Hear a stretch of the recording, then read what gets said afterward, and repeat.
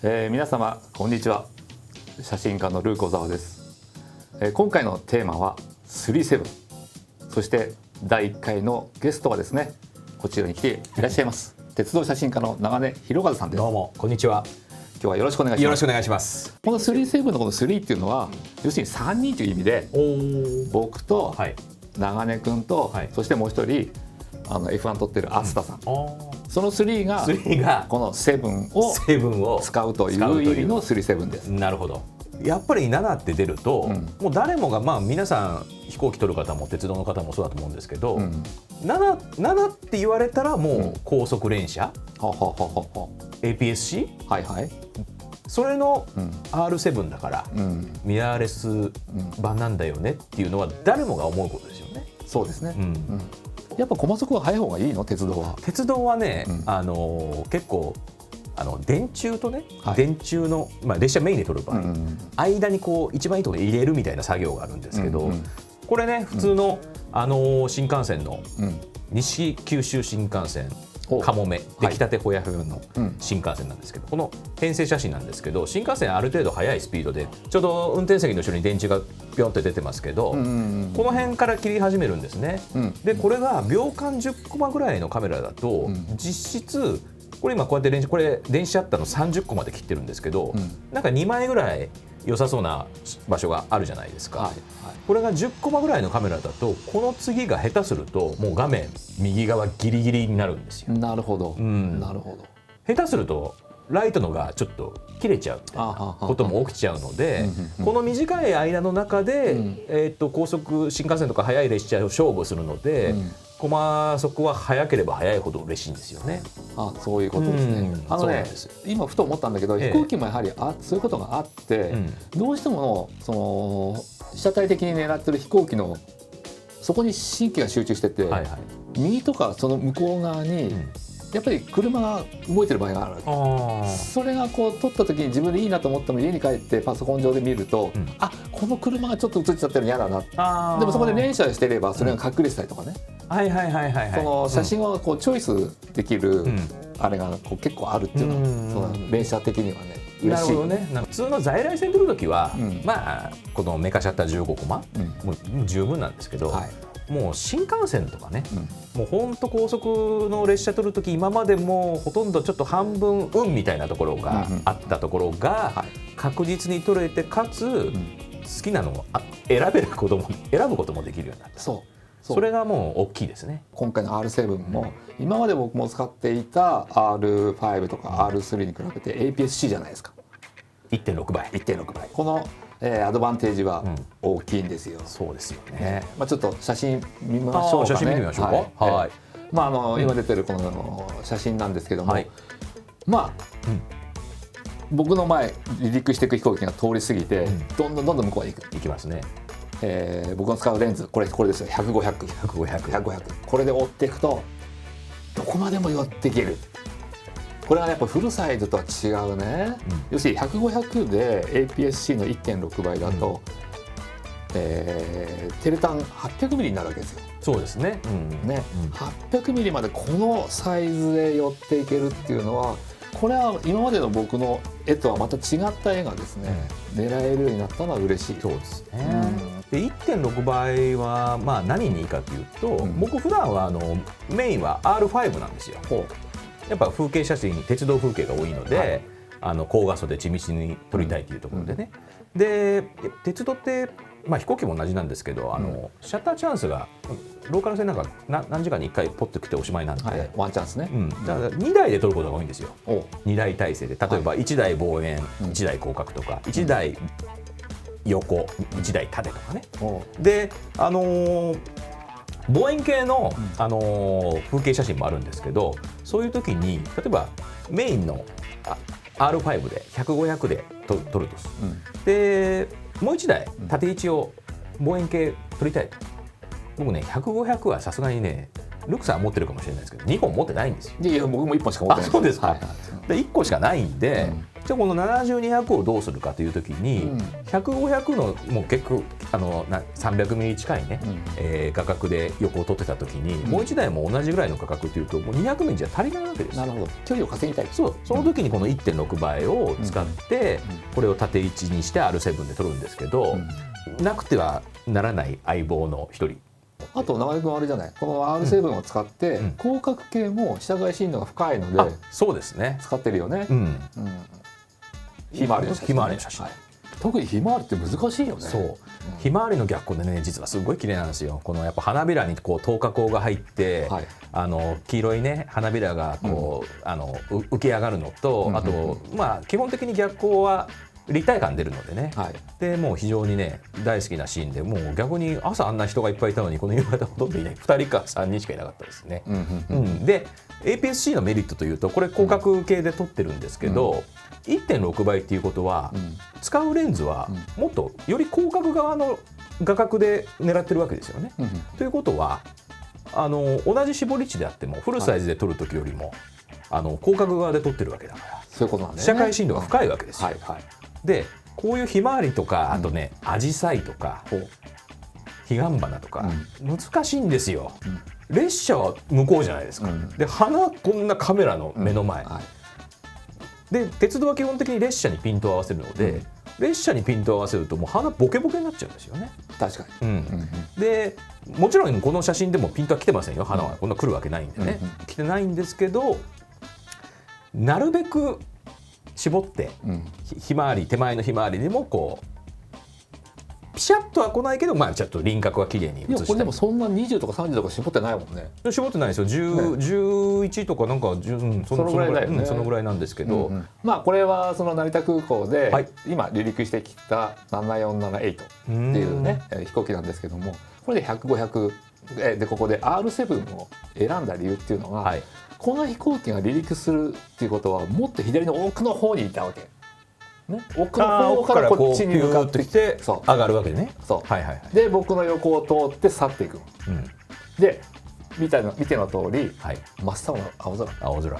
これはよりも引きも取りたいっていうことで、この時には R7 のメインとして滑走を始めた頃、ちょっとね影ロンがあってね、それは影ロンがあってそれでいいんだけど、滑走を始めた頃ってことは飛行機は奥の方にいると。もうはるか奥だけど、それは800ミリ相当で撮る、夏ゆらゆらっていうね、イメージを撮る。でこっちに来る、その時にトラッキングをオンにする。トラッキングね。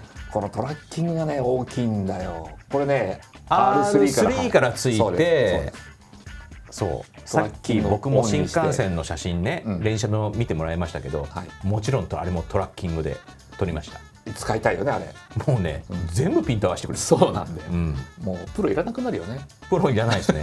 もう簡単。そうでまさにこちら側にコックピットを見えてるので、そこにフォーカスエリアを合わせて、でトラッキングで一回食いつかせておけば、シャッターをボタンを離さない限りずっとね。で、ここまで来た瞬間に100、500のズームを引くの。引いて全体を撮る。これ全体なんですね、この作品は。これ全体です。でまた飛行機が僕の真横に来た時には一気に望遠にして800ミリ。でコックピットとエンジンのアップと。なるほど。飛行機っていっぱい飛んでるようで、この機種の昼も1機しか飛ばないとかね、1回しか飛ばないのをワンチャンスでいろんな引きもよりも取れる。それなんか羨ましいな。これね、これまたさっきのひまわりじゃないけど、被写界深度のね深さ。これ望遠鏡のお話ですけど、これピントはトンネルの向こうの列車に合わせてるんですよ。一点スポット。フォーカスエリアはね領域拡大。僕は1点よりちょっと大きめのやつを、トンネルの向こうの線路のあたりに置いといて、列車がクッとカーブから見えた瞬間に押すともうロックオンですよ。なるほど。もうそこからトンネルに入って列車が暗くなるまでずっと追ってくれて、でかつこれ結構かなり絞ってます。なぜかっていうと、この古めかしいトンネルポータル、手前の石積みのトンネルポータルもちょっとピントが欲しかったので、APS-C だと手前のトンネルポータルも来ちゃったみたいな感じですね。で、ルークさんこれ機装ってやつですね。そうです。飛行機の機に窓と書いて機装というんですけどね。僕車窓といって昔ルークさんにお前車窓じゃねえよ気相だよって教えてもらった記憶がありますけどね。はい、はい、いいですね。このマジックアワーってやつでしょこれ。夕焼けですね。はい、これ何ミリぐらいなんですか？これは24105です。24105で24ミリ側でね。1.6 倍で結構標準に近いような画角だとは思うんですけど、飛行機の小さい窓でも結構撮れるんですね。787の窓は大きい。でちょうど僕の席がエンジンと主翼が入る位置。ここを撮るんですね。そうです。これを撮りたいためにここの席を撮る。なるほどね。これはね門司港の駅なんですけど、古いね有名な駅ですけど、これはね新しいR7 についてる自動水平補正っていう機能。なるほど。水平をねもう常にこうカメラが勝手に水平にしてくれるっていう機能があるんですよ。構えた瞬間にズーってなるの？いや斜めに構えてたらこうやって戻る。そう、僕がこう傾くともうファインダーがうにゅーってこうやって平らに戻るんですよ。でね、僕今まではカメラの中にある電子水準器とかを見て、感覚的にですよ、電子水準器を水平にしなきゃっていう意識がありつつ画角を決めて撮ってて、水平にしなきゃ水平にしなきゃみたいな感じで撮ってたんですよ。でもそうするとなんかそれがその水準器を見て水平にしなきゃっていう意識を持たなくていいので、もう撮りたい瞬間だけに集中ができる。カメラ任せってやつね。カメラ任せで僕もなんかね癖があって、水平を撮ってるつもりなんだけど仕上がり見ると、左に 0. もいつも傾いてるんですよ。癖だね。癖なんですよ。多分のこう見方とかね、それをカメラが自動的に直して、これねAPS-C 版のこの EOS-R7 ならではの機能でフルサイズのカメラにはつかないらしくてね、もう本当ねこれ、R5 とか R3 にもつけてほしいね。